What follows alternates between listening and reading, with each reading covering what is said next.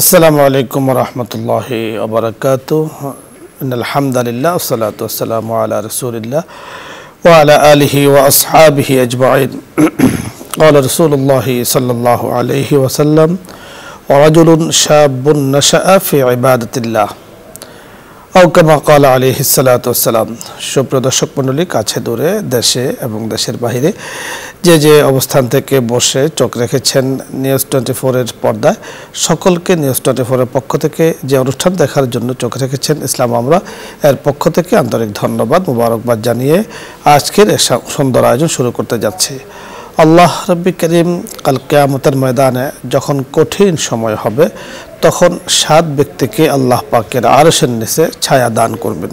তার মধ্যে অন্যতম হলো ওয়ারাজুলুন শাবুন, ওই যুবক, যে যুবক নাশাআ ফি ইবাদাতিল্লাহ, নিজেকে আল্লাহ পাকের ইবাদতে নির্জনে রেখেছে, আল্লাহ পাকের ইবাদত, আল্লাহ পাকের হুকুমে যে জীবনটিকে কাটিয়েছে, আল্লাহ পাকের আরশের নিচে তাকে আল্লাহ তাআলা ছায়া দান করবেন। সুবহানাল্লাহ।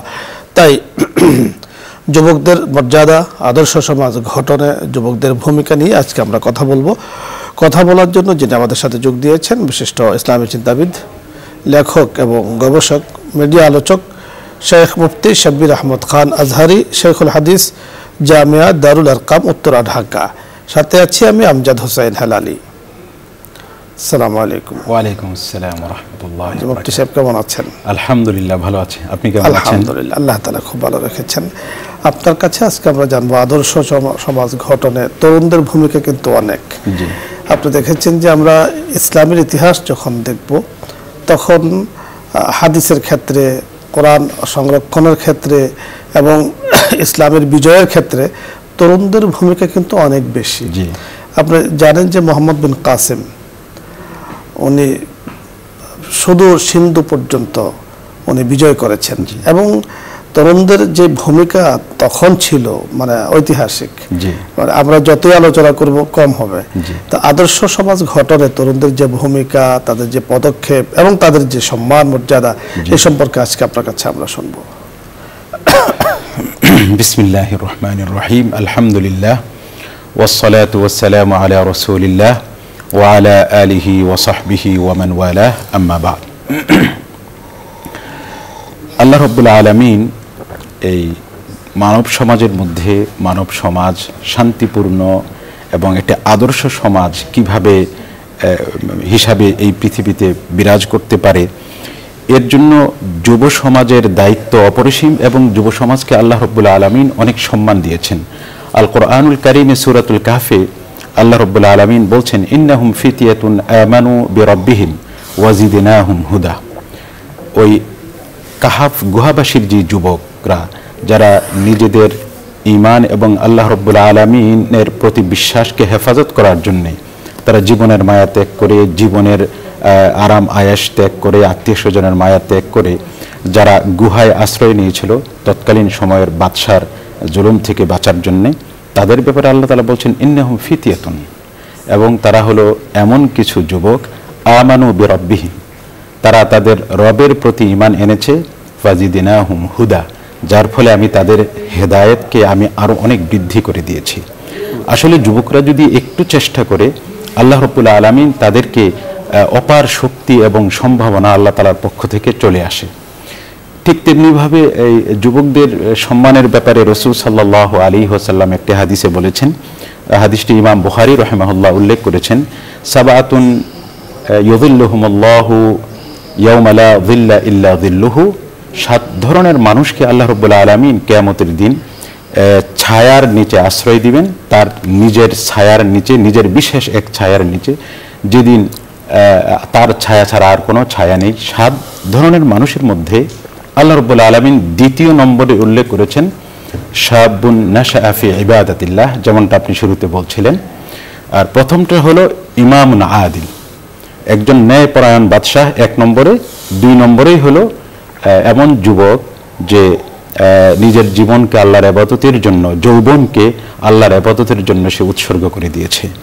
তো সেই হিসাবে এই যুবকদের এই যে সম্মানটা, যে কোনো সম্মান মূলত তার বিশেষ কোনো অবদানের কারণেই হয়ে থাকে।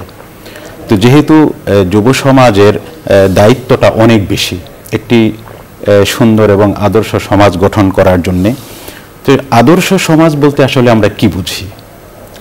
আদর্শ সমাজ বলতে সাধারণত বোঝায় যে সমাজে ন্যায় ইনসাফ থাকবে এবং অন্যায়ের কোনো স্থান থাকবে না এবং জ্ঞানের আলোয় আলোকিত হবে, এবং যে সমাজ অন্যায় প্রতিহত করার জন্য অন্যায় প্রতিহত করে নিজেরা মাথা উঁচু করে দাঁড়িয়ে থাকতে পারে। তো এই সব ক্ষেত্রেই দেখা যায় ইসলামের ইতিহাসে এবং কোরআন হাদিসে যুবকদের বিশেষ একটা ভূমিকার কথা উল্লেখ করেছে। এবং রাসূল সাল্লাল্লাহু আলাইহি ওয়াসাল্লামের যে সিরা, এই হারবুল ফুজ্জার যেটা বলা হয়, জাহিলি যুগে তাদের বাপদাদার সাথে রাসূল সাল্লাল্লাহু আলাইহি ওয়াসাল্লাম অংশগ্রহণ করার পরে সেখানকার যে বিভীষিকাময় রূপ তিনি দেখেছেন যুদ্ধের, তার পরবর্তীতে এসে তিনি একটি শান্তিপূর্ণ সমাজ প্রতিষ্ঠা করার জন্য হিলফুল ফুজুল নামে একটি সংগঠন করে তুলেছিলেন। সেটাও রাসূল সাল্লাল্লাহু আলাইহি ওয়াসাল্লাম নিজেও তখন যুবক ছিলেন, এবং তার সাথে যারা এই সংগঠন, যাদের আর্থিক সমস্যা, যারা নানানভাবে সমাজে নির্যাতিত এবং যারা বিধবা, এই সমস্ত মানুষকে সহযোগিতা করার জন্য রাসূল সাল্লাল্লাহু আলাইহি ওয়াসাল্লাম যে সংগঠন করেছিলেন, তার সাথে যারা সহযোগী ছিল সকলেই ছিল যুবক। তো অন্যায় দূর করা, ন্যায় ইনসাফ প্রতিষ্ঠা করার জন্য রাসূল সাল্লাল্লাহু আলাইহি ওয়াসাল্লাম যুবকদেরকে নিয়ে নবুয়তের আগ থেকে তার যৌবন বয়সেই তিনি সামাজিক খেদমতে নিজেকে আত্মনিয়োগ করেছেন। তো এই জ্ঞান বিজ্ঞানের দিক থেকে সমাজ উন্নত হওয়া, এই দিক থেকে যুবকদের ভূমিকা যদি আমরা মানে ইতিহাসে দেখি, ইতিহাসের দিকে তাকাই, তাহলে দেখতে পাই যে বিখ্যাত যে 4 সাহাবী তিনি কোরআনকে সংরক্ষণ করেছেন, হেফাজত করেছেন। হযরত আনাস রাদিয়াল্লাহু আনহু থেকে বর্ণিত এক হাদিসে তিনি বলছেন যে আরবাআতুন হাফিজাল কোরআন আল করিম ফি আহদি রাসূলিল্লাহ সাল্লাল্লাহু আলাইহি ওয়াসাল্লাম। 4 জন রাসূল সাল্লাল্লাহু আলাইহি ওয়াসাল্লামের জামানায় পুরা কোরআনকে তারা বুকে ধারণ করেছিলেন। এর মধ্যে 4 জন হলেন, এই 4 জনই হলেন যুবক: কাব ইবনে মালিক, মুআদ ইবনে জবাল, আবু যায়েদ এবং যায়েদ ইবনে সাবিত রাদিয়াল্লাহু আনহু। তাছাড়া রাসূল সাল্লাল্লাহু আলাইহি ওয়াসাল্লাম এই যে যুবকদের জ্ঞান বিজ্ঞানের ক্ষেত্রে, সমাজকে আলোকিত করার ক্ষেত্রে যে ভূমিকা, সেখানে বিভিন্ন জায়গায় এই কোরআন শিক্ষা দেওয়ার জন্য, দিন শিক্ষা দেওয়ার জন্য যাদেরকে পাঠিয়েছিলেন অধিকাংশ ছিলেন যুবক। এবং ইসলামী সমাজ, এই ইসলামী সমাজকে তার যেখানে ন্যায় ইনসাফ প্রতিষ্ঠা করতে কেউ যদি বাধা হয়ে দাঁড়ায়, সেই ক্ষেত্রে ইনসাফ এবং ন্যায়ের পক্ষে যুবকদেরই দাঁড়িয়ে বড় ভূমিকা পালন করার যে নজির আমরা দেখতে পাই, সেটা যুবকরাই করেছেন। সুন্দর বলেছেন। যুবকদের ভূমিকাটা আমরা দেখতে পাচ্ছি ইতিহাসে, এবং মুহাম্মদ ইবনে কাসিম রাহিমাহুল্লাহ যেটা আপনি বলছিলেন, যুবকদের ভূমিকা অপরিসীম। দর্শক মণ্ডলী, আদর্শ সমাজ গঠনে যুবকদের ভূমিকা অনেক। ইসলামের ইতিহাসে আমরা দেখেছি যে যুবকরা আদর্শ, দ্বীনি পরিবেশ, শান্ত পরিবেশ, ইনসাফ ভিত্তিক সমাজ গঠনে তাদের ভূমিকা অনেক অনেক ছিল। হযরত রাসূল আকরাম সাল্লাল্লাহু আলাইহি ওয়াসাল্লামের যুগ থেকে নিয়ে আজ পর্যন্ত আমরা দেখেছি যুগে যুগে আদর্শ সমাজ, দ্বীনি সমাজ, ইনসাফ ভিত্তিক সমাজ গঠনে যুবকদের ভূমিকা, তরুণদের ভূমিকা অপরিসীম। যুবকরা ভূমিকা রাখতে পারে পারিবারিক জীবনে আদর্শ স্থাপন করার জন্য, আদর্শ সমাজ গঠনে যুবকদের ভূমিকা তারা সেখানে রাখতে পারে। অনুরূপভাবে আদর্শ রাষ্ট্র গঠন করে ঘটনার ক্ষেত্রেও তাদের ভূমিকা অনেক অনেক বেশি, এবং তার জন্য প্রয়োজন ইনসাফ ভিত্তিক সমাজ যখন যুবকরা গঠন করবে, তখন সেই সমাজ থেকে সুন্দর শৃঙ্খলা, ডিসিপ্লিন, শান্তিময় এবং একটা পরিবেশ কিন্তু দেশ জগৎবাসী উপহার পাবে। আর তাদের মর্যাদা সম্পর্কে আল্লাহ রাসূল সাল্লাল্লাহু আলাইহি সাল্লাম বলেছেন, যেদিন কেউ কাউকে আশ্রয় দেবে না, মা বাবার পরিচয় দেবে না, বাবা সন্তানের পরিচয় দেবে না, স্বামী স্ত্রীর পরিচয় দেবে না, স্ত্রী স্বামীর পরিচয় দেবে না, কঠিন বিভীষিকাময় এক অবস্থা যখন হাসরের ময়দানে বিরাজ করবে, তখন ইনসাফ ভিত্তিক সমাজ যারা গঠন করেছেন এবং আল্লাহ পাকের হুকুমকে পালন করার জন্য যারা এই কাজগুলো করেছেন, আল্লাহ পাকের আরশের নিচে, অর্থাৎ যখন সূর্য মাথার খুব কাছে থাকবে, অর্থাৎ এক হাত এক বিগত এই ধরনের থাকবে, ঘামে এক একজন ভিজে ঘামের মধ্যেই নিজে হাবুডুবু খেতে থাকবে। ঠিক এই পর্যায়ে আল্লাহ রাব্বে করিম তরুণদেরকে, যুবকদেরকে আল্লাহ পাকের আরশের নিচে স্থান দেবেন, যারা আল্লাহ পাকের হুকুমে ইনসাফ ভিত্তিক সমাজ গঠন করেছে, আদর্শ সমাজ গঠন করেছে। যুবকদের জন্য এই শুভ সংবাদ রয়েছে, তাদের মর্যাদা, তাদের সম্মান। কারণ আল্লাহ পাক আমাদেরকে যে হায়াত দিয়েছেন, শৈশবকাল, যৌবনকাল, বার্ধক্যকাল, 3 সময়ের মধ্যে গুরুত্বপূর্ণ সময় হলো যৌবনকাল। আল্লাহ পাক আমাদের সকলকে কথাগুলো বোঝার তৌফিক দান করুন। তাদের জন্য আমরা দোয়া করছি, ওই যুবকদের জন্য, তরুণদের জন্য, যারা আদর্শ সমাজ, আদর্শ রাষ্ট্র গঠন করার জন্য যুগে যুগে শ্রম দিয়েছেন, ঘাম দিয়েছেন, প্রাণ দিয়েছেন, বর্তমানও দিচ্ছেন। সকলের জন্য আল্লাহ তাআলার কাছে খায়ের ও কল্যাণের দোয়া করছি। আলোচ্য বিষয় নিয়ে যদি আপনাদের কারো কোনো জানার কোনো বিষয় থাকে, অথবা ইসলামের যে কোনো মাসলা মাসাইল নিয়ে যদি আপনার কোনো প্রশ্ন থাকে, আপনি প্রশ্ন করতে পারেন। আমরা চেষ্টা করব সাধ্য অনুযায়ী কথা বলার জন্য। প্রথমে যিনি আছেন, আসসালামু আলাইকুম ওয়া রাহমাতুল্লাহ। দর্শক নাম বলে পরিচয় দিয়ে প্রশ্ন করুন। ওয়ালাইকুম আসসালাম ওয়া বারাকাতুহু। আসসালামু আলাইকুম। ওয়ালাইকুম আসসালাম ওয়া রাহমাতুল্লাহ। হুজুর, আমার নাম হলো মোহাম্মদ মাবুদ হোসেন। জি। আমাকে সবাই মাবুদ বলে ডাকে আর কি, তার নাম মাবুদ বলে ডাকে, এটা কি সঠিক কিনা? জি, ধন্যবাদ, আপনাকে বুঝতে পেরেছেন। হ্যাঁ, শব্দটাকে মাহবুব বলেছে না মাহবুব বলেছে? আমি তো মাহবুব বুঝতে পেরেছি। হ্যাঁ, মাহবুব বললে তো সমস্যা নাই, কারণ এই বান্দা প্রিয়, সেটা আল্লাহর প্রিয় হতে পারে, বান্দার কাছে প্রিয় হতে পারে। একটি হাদিসে এসেছে যে বান্দা যখন নেক আমল করতে থাকে তখন সে সকলের কাছে, আল্লাহর কাছে প্রিয় হয়ে যায়, তখন মাখলুকের কাছেও প্রিয় হয়ে যায়। তো সেই হিসেবে মাহবুব মানে প্রিয়, পছন্দনীয়, সকলের কাছে মহাব্বত প্রাপ্ত ব্যক্তি। সেটা ভালো এবং অসুন্দর বা নিষেধ হওয়ার কিছু আমরা দেখছি না। কিন্তু মাবুদ যদি হয়, আমাদের বোঝাতে সমস্যা আছে, তাহলে কিন্তু মারাত্মক সমস্যা। হ্যাঁ, মাহবুব হলে সমস্যা নেই, বাংলাতে মাবুদ হলে সমস্যা। বাংলাতে হ দিয়ে হলে। মানুষ কখনো মাবুদ হতে পারে না। মাবুদ একমাত্র আল্লাহ তাআলা, যার ইবাদত করা হয় ওনাকে মাবুদ বলা হয়। তো আপনি বলেছেন মাবুদ নাকি মাহবুব? মাবুদ যদি হয় এক্ষুনি এই মুহূর্তে আপনাকে নাম পরিবর্তন করতে হবে, এই নাম রাখা যাবে না। আপনার প্রশ্ন হলো যে মাহবুব হুসাইন, হুসাইন বিষয় নয়, মাহবুবটা নিয়ে বিষয়। যদি মাহবুব হয়, মাহবুব কোনো সমস্যা নেই, মাহবুব যদি হয় অনেক সমস্যা, আপনাকে নাম অবশ্যই পরিবর্তন করতে হবে। আমরা পরবর্তী দর্শকের কথা শুনবো। আসসালামু আলাইকুম ওয়া রাহমাতুল্লাহ।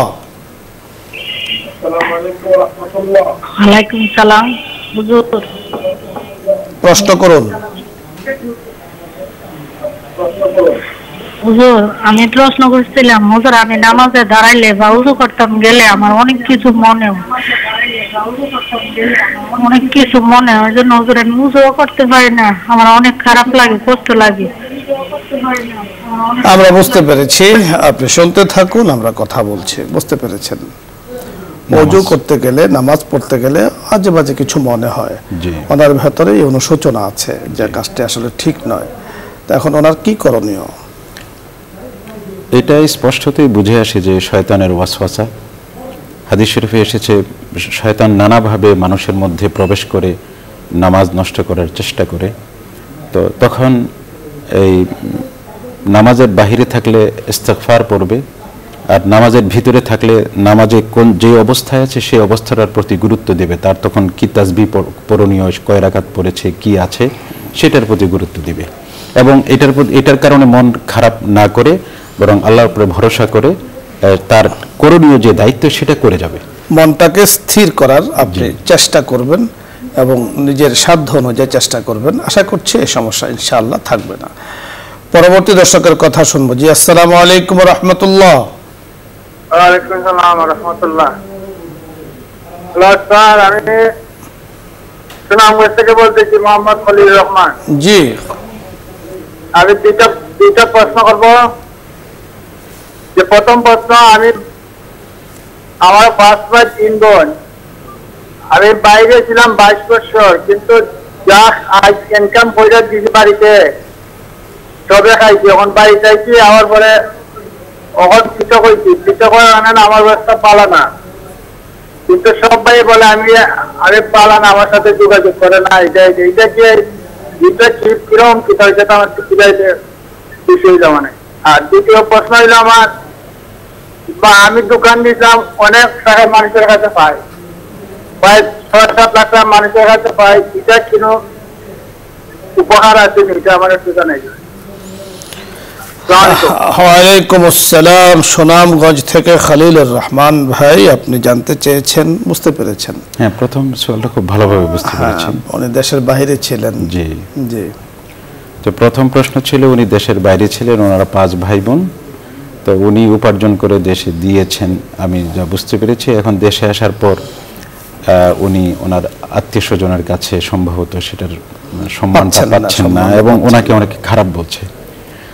আসলে এই ক্ষেত্রে তো আমরা সান্ত্বনা দিতে পারবো, এক্ষেত্রে আপনি যা ভালো কিছু করেছেন অবশ্যই আল্লাহ তাআলার কাছে পাবেন। ওমা তাফআলু মিন খাইরি ইয়ালামহুল্লাহ, তোমরা যে সমস্ত ভালো কাজ করো তা আল্লাহ তাআলা অবশ্যই জানেন মানে সেটার প্রতিদান দেবেন, তা আপনি আল্লাহ তাআলার কাছে অবশ্যই পাবেন। আর দুনিয়াতে সামাজিকভাবে যেভাবে কারোর হক কিছু পাওনা থাকলে যেভাবে আলোচনা করে সমাধান করতে হয়, দুনিয়াতে এইভাবে আপনাকে সমাধান করতে হবে, বাকি আল্লাহ তাআলার কাছে আপনি কোনো কিছুতেই ঠকবেন না ইনশাআল্লাহ। আপনি যথার্থ বলেছেন। আপনার হক যদি আপনার ভাই অথবা আপনার কেউ আত্মীয় স্বজনের মধ্য থেকে যদি জুলুম করে মেরে খায়, নিয়ে স্বীকার না করে, সেটা আপনি ভালো বলতে পারবেন। আসলে এই ধরনের বিষয় এক পক্ষের কথা শুনে সমাধান দেয়া ঠিক নয়। যদি এই ধরনের হয়ে থাকে, ঠিক হয়ে থাকে যে আপনারটা বা কারোটা অন্য মেরে খেয়েছে বা মেরে ফেলেছে, এটা সাংঘাতিকভাবে গর্হিত কাজ, সমাজ বিরোধী কাজ, মানবতা ইনসানিয়াতের বিরোধী কাজ। আপনি দেশের বাইরে ছিলেন, আপনি বিশ্বাস করে টাকা পয়সা পাঠিয়েছেন, হয়তোবা হতে পারে আপনার নামে কিছুই নেই, সকলে এটা ভাগ যোগ করে নিয়ে গিয়েছে, এখন আপনাকে সেটার মূল্যায়ন করছে না। তবে আপনাকে মনে রাখতে হবে যে আপনি ধৈর্য ধারণ করুন, সামাজিকভাবে যদি সমাধান করা যায় আলহামদুলিল্লাহ, অথবা আইনের আশ্রয় আপনি নিতে পারেন যদি আপনার কাছে পর্যাপ্ত দলিল আদিল্লা থাকে। আর ধৈর্য ধারণ করলে আল্লাহ পাকের পক্ষ থেকে কিন্তু আপনি পুরস্কার প্রাপ্ত হবেন, নিঃসন্দেহে কোনো সন্দেহ নেই। মানুষে আপনাকে খারাপ বলছে, সেটার কারণ কি তা তো আমরা জানছি না, আর নিঃসন্দেহে কোনো কারণ থাকতেও পারে অথবা নাও থাকতে পারে। সকলের জন্যই একে অপরকে খারাপ বলা, ঠাট্টা বিদ্রুপ করা, ছোট করা, এটা শরীয়তের দৃষ্টিতে একেবারে নিষেধ। আল্লাহ তাআলা আমাদের সকলকে শরীয়ত মেনে চলার তৌফিক দান করুন। আরেকটি বিষয় আপনি জানতে চেয়েছেন, সম্ভবত উনি দোকান করেছেন, অনেক মানুষের কাছে টাকা পয়সা পান, সেটা হয়তো বা দিচ্ছে না, তো এর মধ্যে ওনার কোনো কল্যাণ আছে কিনা?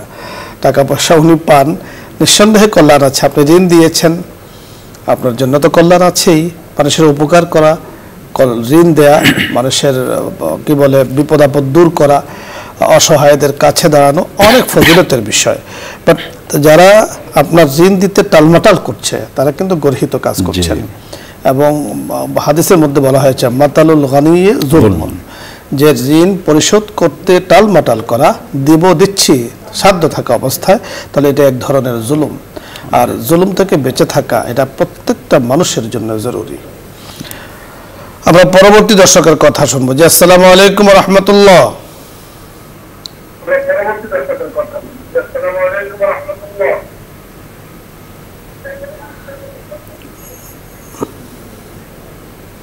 দর্শক শুনতে পাচ্ছেন? টিভির ভলিউম কমিয়ে প্রশ্ন করুন। আসসালামু আলাইকুম। ওয়া আলাইকুম আসসালাম। আপনি প্রশ্ন করুন। আমি জানতে চাচ্ছি যে আমার যে মানে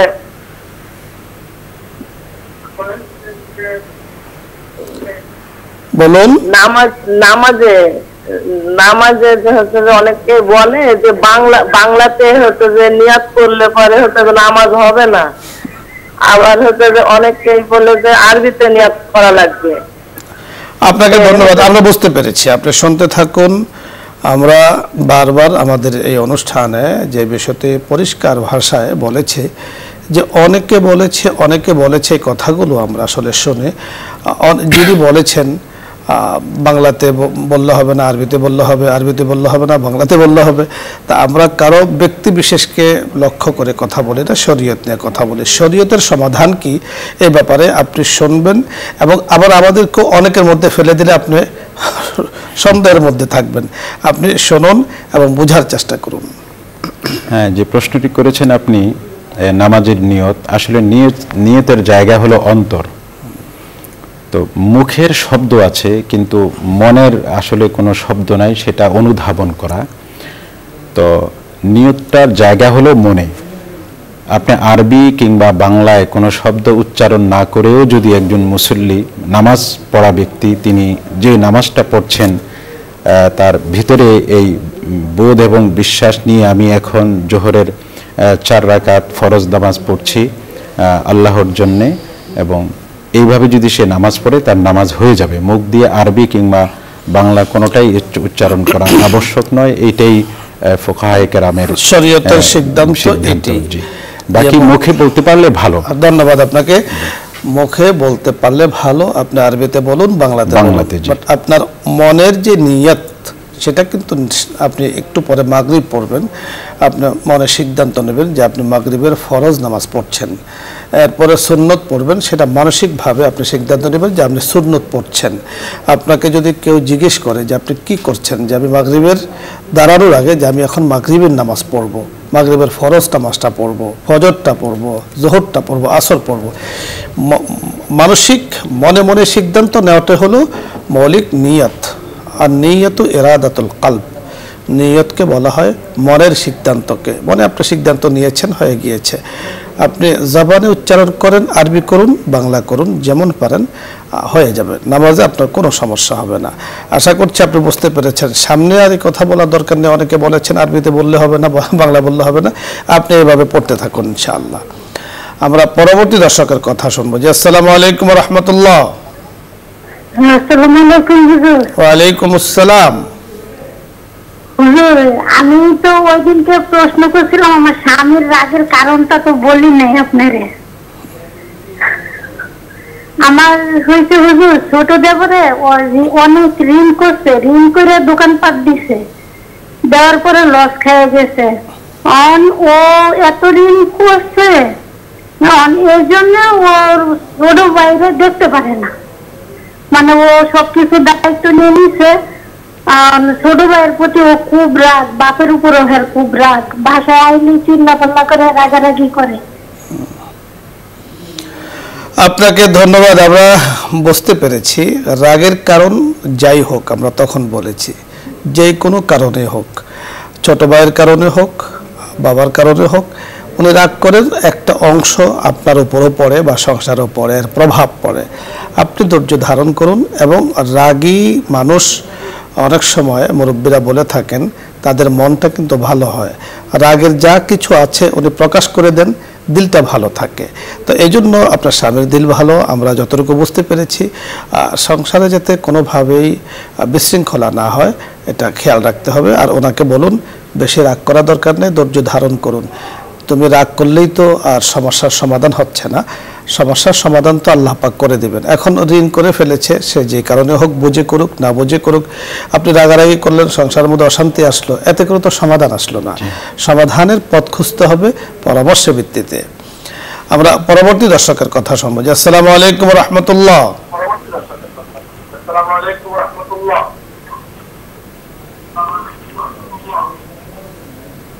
আসসালামু আলাইকুম। ওয়া আলাইকুম আসসালাম। টিভির ভলিউম কমিয়ে কথা বলুন।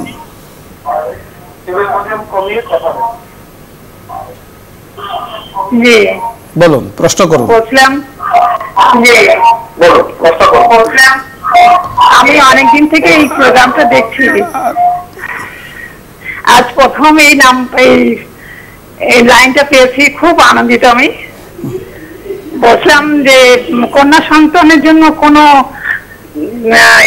আছে কিনা। পুত্র সন্তানের জন্য অনেক ইবাদত আছে, কিন্তু কন্যা সন্তানের জন্য কোনোটাই নাই। জানা কিছু থাকে তাহলে আপনাকে ধন্যবাদ। আপনি তো সমাধান দিয়েছেন। আপনার দৃষ্টিতে কন্যা সন্তানের জন্য কোনোটাই নেই, এই নাই এ কথাটা একেবারে ঠিক নয়। আল্লাহ পাকের কাছে সকল কিছু চাইতে হবে আল্লাহ তাআলার কাছে। কন্যা সন্তান যেমন তিনি দেন, পুত্র সন্তানও তিনি দেন। আপনার প্রশ্নের উত্তর আমরা দেব, এর আগে আপনি বিশ্বাস ঠিক করে নিন, আকীদার অংশ, যে সমস্ত কিছুর মালিক আল্লাহ তাআলা, সকল কিছু রব্বে কারীমের কাছ থেকে চেয়ে নিতে হয়। এবং হযরতে সাহাবাই কেরাম রিদওয়ানুল্লাহি আলাইহিম আজমাইনের জীবনীতে আমরা দেখেছি যে স্যান্ডেলের ফিতা প্রয়োজন, এই পরিমাণ বস্তুর প্রয়োজন, সেটাও রব্বে কারীম থেকে চেয়ে নিয়েছেন। তাহলে আপনি সমাধান যেটা দিয়েছেন এভাবে দেওয়া ঠিক নয়। আপনি এখন আপনার প্রশ্নের উত্তর শুনতে থাকুন। জি, বোন প্রশ্ন করেছেন যে কন্যা সন্তান এর জন্য ভালো কিছু, মানে পুত্র সন্তানতে আল্লাহ তাআলার কাছ থেকে চেয়ে নেওয়ার অনেক দোয়া আছে, মাসালা আছে, কিন্তু কন্যা সন্তানকে আল্লাহ তাআলার কাছ থেকে চাওয়ার কোনো দোয়া নেই, এই ধরনের কিছু জানতে চেয়েছেন। জি, আপনি শুধু কন্যা সন্তান না, জীবনের যে কোনো কিছু আমরা চাবো আল্লাহ তাআলার কাছ থেকে, আমরা আল্লাহ তাআলার কাছ থেকে চেয়ে নিব। এর জন্য আপনার মুখের ভাষা, মনের আবেগ, আকুতি দিয়ে আপনি যেভাবে আল্লাহ তাআলার কাছে চাবেন, এতে নির্ধারিত কোনো শব্দ, নির্ধারিত কোনো বাক্যের প্রয়োজন নেই। আপনি আল্লাহ তাআলার কাছ থেকে আপনি চেয়ে নেবেন। আপনাকে ধন্যবাদ। দেখুন, আল্লাহ তাআলা কোরআনে কারীমের আয়াতে আমাদেরকে জানিয়ে দিয়েছেন, রাব্বি হাবলি মিনাস সালিহিন। জি, তো আপনি এই আয়াতের অনুবাদ আমরা বলে দিচ্ছি, আপনি কোরআনে কারীমের মধ্যে দেখে নেবেন, হে আল্লাহ, আপনি আমাকে নেক সন্তান দান করুন। এই নেক সন্তান পুত্র হতে পারে, নেক সন্তান কন্যাও হতে পারে। তাহলে কন্যার কথা যেমন আছে, পুত্রের কথা এখানে আছে, পুত্র সন্তান, কন্যা সন্তান। আল্লাহ তাআলা বলে ইয়াহাবু লিমান ইয়াশাউ ইনাসাউ ওয়া ইয়াহাবু লিমান ইয়াশাউ যুকুর।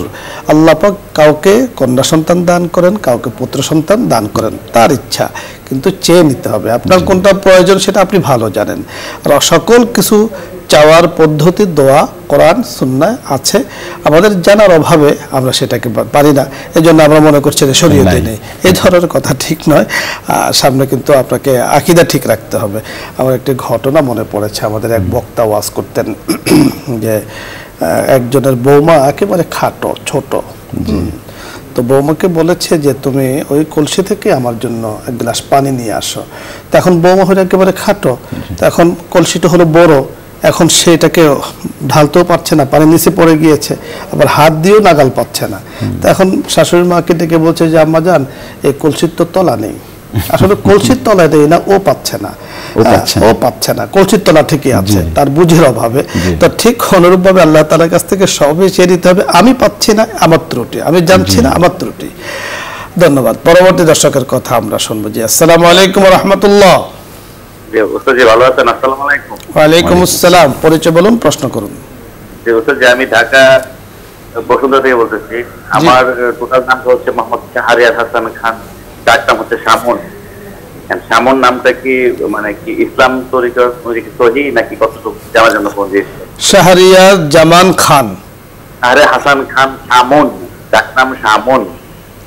মামুন, শামুন দন্তস্বর শাহ মরিষ্কার মুদন্তন্ন শামুন। জি জি জি, আচ্ছা, জি এইটা জানার জন্য। শামুন, শামুন বুঝতে পেরেছি। হ্যাঁ, শামুন। আপনি জি জি, আপনার আসল যে নামটি আছে জি এই নামটি ঠিক আছে। আর শামুন যেটা আপনি বলছেন, এটা আমরা বা আশা করি আপনার জানা মতো আছে কিনা, এটা আরবি নামের মধ্যে পড়ে না। শামুন পেয়েছেন আপনি? আরবিতে কোনো অর্থ পাওয়া যায়? আপনি তো আরবি ভাষার উপরে পড়েছেন, আজহারে পড়েছেন। আমি তো এরকম কোনো আরবি, আসলে আরবি কোনো ভাষার আরবি কোনো শব্দের মধ্যে পড়ে না আপনার এটি, এবং এর কোনো অর্থ থাকতে পারে বা আমাদের জানা নেই। তো যেহেতু জানা নেই, আমরা বলতেও পারবো না। আপনার জন্য যে পরামর্শ আমরা দেব, যে আপনি যে নাম রেখেছেন শাহরিয়ার নাম, তো আপনার ডাক নামই তো, আসল নামই সুন্দর, আপনি সেই নামে নিজেকে পরিচিত করুন। যেহেতু এর কোনো অর্থ আমরা জানতে পারছি না, আপনি জানার চেষ্টা করুন, ডিকশনারি দেখে অথবা গুগলে অনুসন্ধান করে পেয়ে যাবেন। বাট অনেক সময় সেখানেও কিন্তু অনেক সময় অনেক অর্থের মধ্যে ঝামেলা হয়ে যায়।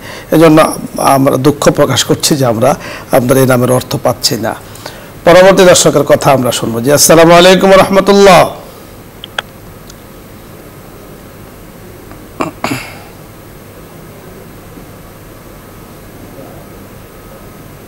আসসালামু আলাইকুম।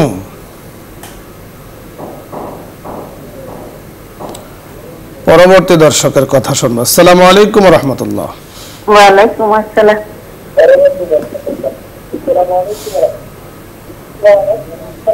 হুজুর, জি, প্রশ্ন করুন। আমার একটা প্রশ্ন আছে। বলুন।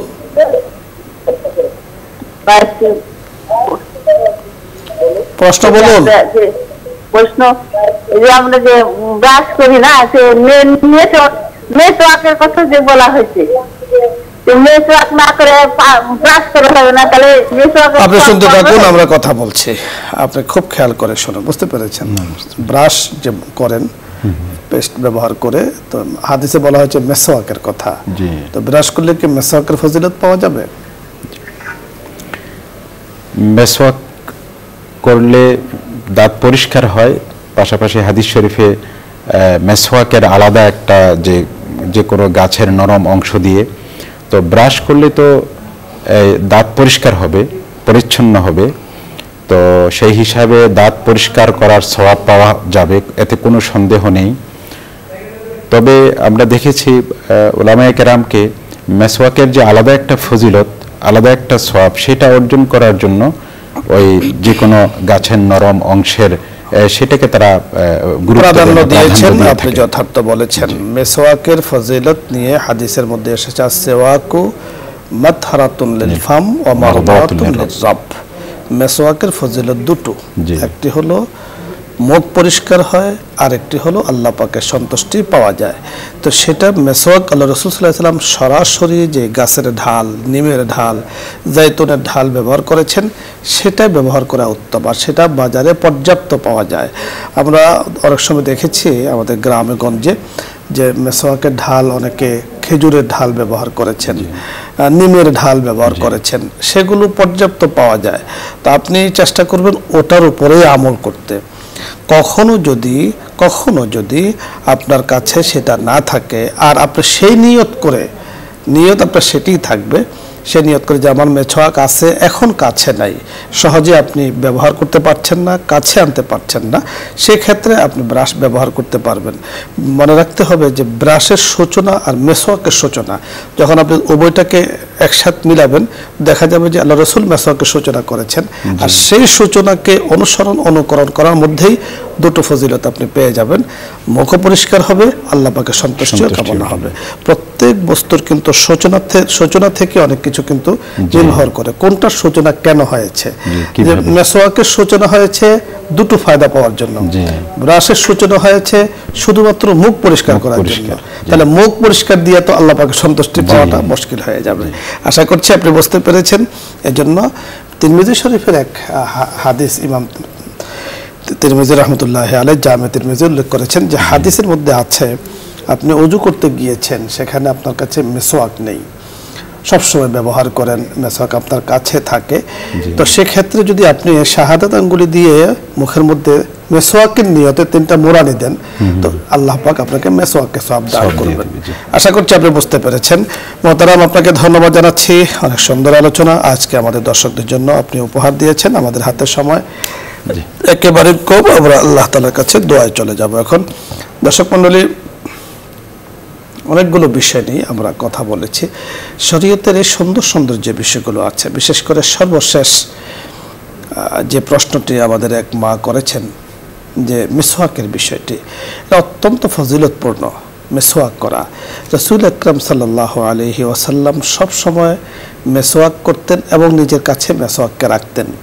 আমরা আজকে তরুণদের ভূমিকা নিয়ে কথা বলছিলাম, আদর্শ সমাজ গঠনে, সেক্ষেত্রেও তরুণরা অনেক ভূমিকা রাখতে পারেন। রাসূল আকরাম সাল্লাল্লাহু আলাইহি সাল্লামের জন্য একবার হযরত ইবনে আব্বাস রাদিয়াল্লাহু তাআলা আনহু ওযুর পানি আনতে গিয়েছেন, এবং রাসূল সাল্লাল্লাহু আলাইহি সাল্লাম জানেন, বিশ্বাস করেন যে সব সময় তিনি মিসওয়াক ব্যবহার করেন। এর জন্য রাসূলের যেই ওযুর জন্য যে পাত্রে পানি রেখেছেন, তার উপরে একটা মিসওয়াকও রেখে দিয়েছেন।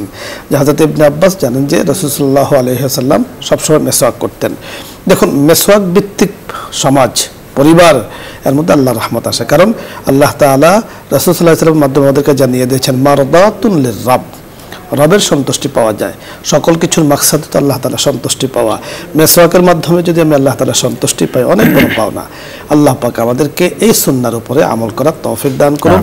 অন্য যে সকল সুন্নাত আছে আল্লাহ পাক আমাদের সকলকে বাস্তবায়ন করার, আমল করার তৌফিক দান করুন। ভালো থাকুন, সুস্থ থাকুন। আগামী দিন বিকেল 5টায় চোখ রাখুন নিউজ 24-এর লাইভ অনুষ্ঠান ইসলাম মামলাকে দেখার জন্য। সকলকে ধন্যবাদ।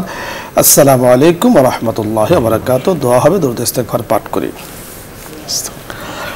আস্তাগফিরুল্লাহ রাব্বি মিন কুল্লি যামবিন ওয়া আতুবু ইলাইহি লা হাওলা ওয়া লা কুওয়াতা ইল্লা বিল্লাহিল আলিয়্যিল আযীম। আল্লাহুম্মা সাল্লি আলা সাইয়্যিদিনা ওয়া নাবিয়্যিনা وشفيعنا وحبيبنا ومولانا محمد صلى الله عليه وعلى آله وأصحابه وبارك وسلم. الحمد لله رب العالمين. يا رب لك الحمد كما ينبغي لجلال وجهك وعظيم سلطانك. يا رب لك الحمد كما ينبغي لجلال وجهك وعظيم سلطانك. اللهم صل على سيدنا محمد صلاة تنجينا بها من جميع الأهوال والآفات وتقضي لنا بها جميع الحاجات وتطهرنا بها من جميع السيئات وترفعنا بها عندك على الدرجات وتبلغنا بها أقصى الغايات من جميع الخيرات في الحياة وبعد الممات إنك على كل شيء قدير. يا كريم يا رحيم يا كريم أنت خلقتني، يا كريم أنت خلقتني، اللهم أنت خلقتني يا أرحم الراحمين. مولاي كريم আপনি আমাদের খালিক, আপনি আমাদের মালিক, আপনি রব্বুল আলামিন, আহকামুল হাকিমিন, মাওলাই করিম, রহমান এবং রহিম। আমরা যারা নিউজ 24-এর ইসলাম আমরা এই প্রোগ্রামে ইয়া আল্লাহ আপনার শাহী দরবারে হাত তুলে আছি অনেক বছর ধরে, মাওলাই করিম এই প্রোগ্রামের সাথে অনেকে যুক্ত আছেন। এমন মানুষও আছেন একদিনের জন্য এই অনুষ্ঠানকে ছাড়েননি, বাদ দেননি। ইয়া করিম শুধু আপনার সন্তুষ্টি পাওয়ার জন্য, গুনাহগুলোকে মাফ করার জন্য, দুনিয়া আখিরাতে কল্যাণের জন্য মেহেরবানি করে আপনি সকলের জন্য সে ফয়সালা করে দেন। মাওলাই করিম, আহকামুল হাকিমিন, রব্বুল আলামিন, যাদের উসিলায় আমরা জগৎ দেখেছি, ইয়া আল্লাহ আমাদের অনেকের মা, অনেকের বাবা দুনিয়াতে বেঁচে নাই। দুনিয়ার শুরু থেকে আজ পর্যন্ত যারা ঈমান নিয়ে কবরে চলে গিয়েছেন, মাওলাই করিম সম্মানিত চেয়ারম্যান সাহেবের আব্বা আম্মা সহ আত্মীয় স্বজন, ইয়া আল্লাহ আমরা যারা এই অনুষ্ঠানের সাথে যুক্ত আছি, ইয়া আল্লাহ যাদের মা বাপ আত্মীয় স্বজন কবরে চলে গিয়েছেন, মাওলাই করিম বাবার সাথে মার সাথে কথা বলতে মনে চায়। মাওলাই করিম বাবা হারা মা হারা সন্তানের চোখের পানি আমরা দেখেছি, আবার অনেক মায়ের চোখের পানি দেখেছি সন্তানকে যখন হারিয়ে ফেলেছেন, সন্তান যখন ইন্তেকাল করেছেন, শাহাদাত বরণ করেছেন। মাওলাই করিম মেহেরবানি করে সকলের জন্য পরকালীন জিন্দেগিকে আপনি শান্তি ও রাহাতের বানিয়ে দেন। মাওলাই করিম মেহেরবানি করে জান্নাতি জিন্দেগি দান করেন। মাওলাই করিম গুনার কারণে যদি কোনো কষ্টের ফয়সালা হয়ে যায়, ইয়া আল্লাহ আমাদের গুনাহগার বান্দা বান্দীদের দোয়ার উসিলায়, হাতের উসিলায়, মাওলাই করিম চোখের পানির উসিলায় মেহেরবানি করে সেই কষ্টগুলোকে আপনি দূর করে দেন। মাওলাই করিম আমরা আজকে যে বিষয় নিয়ে কথা বলেছি, আদর্শ সমাজ গঠনে তরুণদের ভূমিকা, ইয়া আল্লাহ তরুণদের জন্য ইয়া আল্লাহ আপনি সেই ফয়সালা, তারা যেন আদর্শ সমাজ গঠন করতে পারে, ইয়া আল্লাহ আপনি গায়বী নুসরত ইমদাদ তাদেরকে দান করেন। মাওলাই করিম হাদিসের মধ্যে আপনার আরশের নিচে যারা ছায়া পাবে তরুণদেরকে আপনি ছায়া দিবেন মেহেরবানি করে। মাওলাই করিম ইয়া আল্লাহ ইখলাস আপনি দান করেন, ছায়া পাওয়ার মতো ইবাদত করার তৌফিক দান করেন। আপনার সন্তুষ্টি পাওয়ার জন্য মেহেরবানি করে আমাদের সকলকে ইবাদত করার তৌফিক দান করেন। বসুন্ধরা পরিবারকে কবুল করে নেন ইয়া আল্লাহ। সম্মানিত চেয়ারম্যান সাহেব, আমরা যারা আছি মাওলায়ে কারীম तमाम জাহানের মধ্যে ইয়া আল্লাহ तमाम মুসলিম জাতির জন্য খায়র ও কল্যাণের ফয়সালা করে দেন। মাওলায়ে কারীম আমাদের দেশের জন্য খায়র ও কল্যাণের ফয়সালা করে দেন। আসমানি জমিনি বালা মুসিবত থেকে হেফাজত করেন, জিন ও ইনসানের খারাপি থেকে আপনি হেফাজত করেন। মাওলায়ে কারীম ইয়া আল্লাহ, আকাশের খাজানাগুলো আপনি নাজিল করে দেন, জমিনের খাজানাগুলো আপনি উত্তোলন করে দেন, অভাবীদের অভাবগুলো আপনি দূর করে দেন, অসুস্থ মানুষগুলোকে শেফায়ে কামিলা আজলা দায়মা কুল্লিয়া দান করেন। ইয়া আল্লাহ, যে দিন যে সময়ে চলে যাব আমাদের জবানে এইভাবে কালিমা চালু করে দিয়েন, লা ইলাহা ইল্লাল্লাহু মুহাম্মাদুর রাসূলুল্লাহ।